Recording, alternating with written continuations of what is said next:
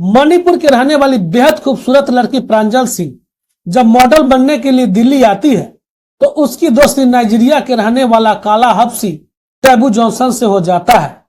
फिर प्रांजल सिंह काला हबशी टैबू के प्यार के चक्कर में कुछ इस कदर पड़ती है कि वह ड्रग्स और सेक्स की आदी हो जाती है और वह काला हबशी अपने साथ साथ प्रांजल सिंह को कई मर्दों के सामने परोसने लगता है, फिर उसे मॉडल से धंधे वाली बना देता है। लेकिन कहानी में अभी बहुत कुछ होना बाकी था। आखिरकार प्रांजल सिंह कैसे काला हबशी के चक्कर में पड़ी, यह उसे इस दलदल में किसने फंसाया था, क्या प्रांजल सिंह ड्रग्स और सेक्स की आदी हो गई? आइए पूरी कहानी इस पूरे वीडियो में जानते हैं, तो वीडियो में अंत तक जरूर बने रहे। तो नमस्कार, प्रणाम, मैं कुमार विजेता। कहानी खबर तक में फिर से वही विनती है, वीडियो को लाइक कर दे, चैनल को सब्सक्राइब कर ले और कमेंट में अपनी राय जरूर लिखें। मणिपुर के रहने वाले महक सिंह का इम्फाल में कपड़ों का अच्छा खासा कारोबार था। महक सिंह के 5 बच्चों में जो प्रांजल सिंह थी वो सबसे बड़ी थी, लेकिन उसका एक ही सपना था, वह मिस इंडिया बने। दरअसल वह दिखने में बेहद खूबसूरत थी, लेकिन घर वाले कहते थे कि पहले तुम पढ़ाई कर लो, उसके बाद फिर तुम मॉडलिंग में ट्राई करना। अब जो प्रांजल सिंह थी अपने पढ़ाई में लग जाती है। 11 अगस्त सन 2020 को प्रांजल अपनी 12वीं की पढ़ाई पूरी कर लेती है, यानी कंप्लीट कर लेती है। उसके बाद अपने रिश्तेदार के यहाँ दिल्ली चली जाती है। दिल्ली में एक जगह पड़ती है सरोजिनी नगर, वहां पर प्रांजल के रिश्तेदार रहते थे। और प्रांजल ने सोचा मैं अपने रिश्तेदार के यहाँ रहूंगी और साथ साथ आगे की पढ़ाई भी करूंगी और मॉडलिंग में भी ट्राई करते रहूंगी। अब प्रांजल सिंह ग्रेजुएशन के लिए दिल्ली यूनिवर्सिटी में एडमिशन ले लेता है। अब प्रतिदिन वह कॉलेज आने जाने लगती है। धीरे धीरे प्रांजल सिंह दिल्ली के रंग में रंगने लगी थी। कॉलेज में उसके बहुत सारे दोस्त हो गए थे। इनमें से प्राची नाम की एक लड़की से इसकी गहरी दोस्ती हो जाती है, लेकिन प्राची मॉडर्न ख्यालात की लड़की थी। अब दोनों अक्सर बाहर घूमते हैं, फिल्में देखते हैं, शॉपिंग करते हैं। एक दिन प्रांजल सिंह ने अपने मॉडलिंग के शौक के बारे में अपनी सहेली से बताई और कही कि उसे मॉडलिंग भी करना है। तो प्राची बोलती है, हाँ तुम दिखने में तो बिल्कुल मॉडल की तरह लगती हो, तुम मॉडलिंग कर सकती हो। अब प्रांजल सिंह पढ़ाई के साथ साथ मॉडलिंग शुरू कर देती है। धीरे धीरे करीब 1 साल बीत जाता है। प्रांजल सिंह को मॉडलिंग में काम मिलने लगता है। मॉडलिंग के क्षेत्र में भी इसके बहुत सारे दोस्त बनने लगते हैं। एक दिन प्रांजल की मॉडल दोस्त प्रांजल से बोलती है, देखो यह जो छोटे मोटे काम है इससे बात नहीं बनेगी, इससे हमारा नाम नहीं होगा। अगर कुछ बड़ा करना है तो हमको बड़ी बड़ी पार्टियों में जाना होगा।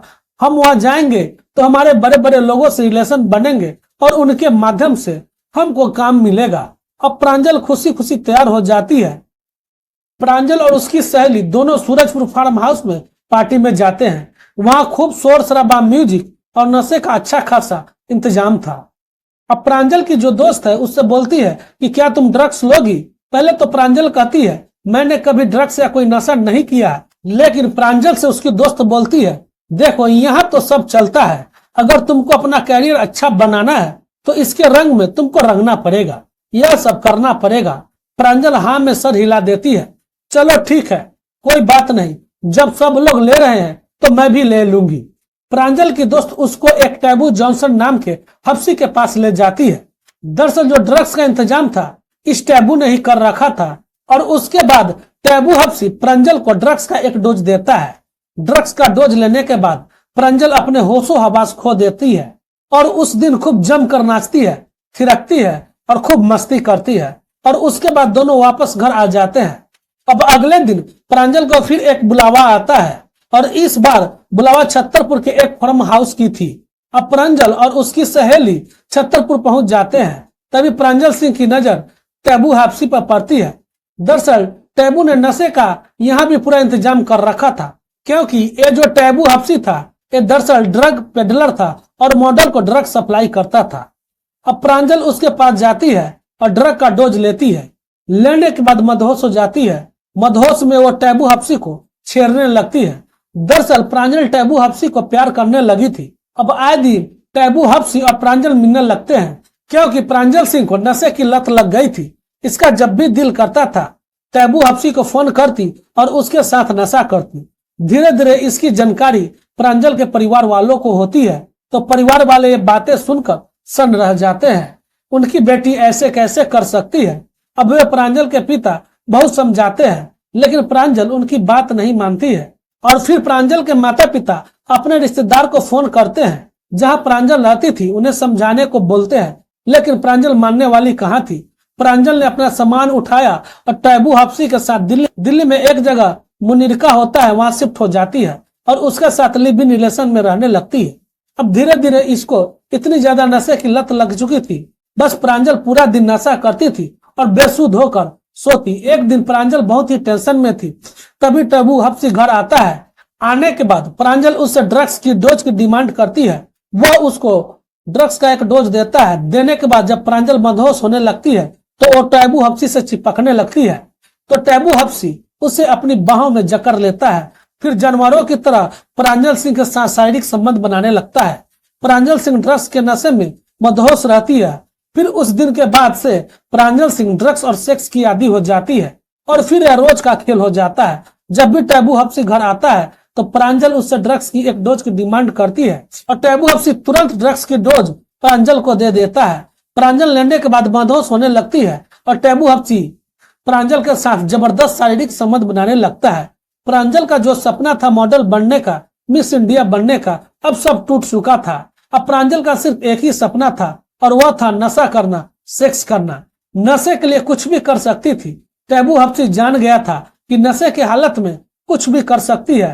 देखने सुनने में खूबसूरत थी। अब धीरे धीरे टैबू हफ्सी प्रांजल को हाई प्रोफाइल लोगों के लिए धंधे में उतारने लगता है।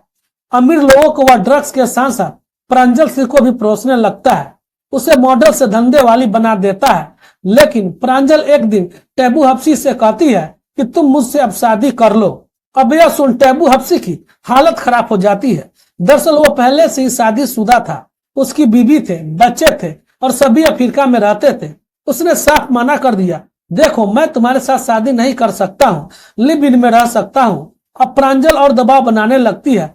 प्रांजल जब भी दबाव बनाने लगती है तो टैबू प्रांजल को बहुत भयानक तरीके से पीट देता है।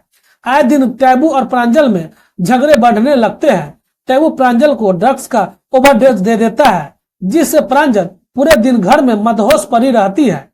लेकिन कहते हैं बुरे काम का नतीजा बुरा ही होता है।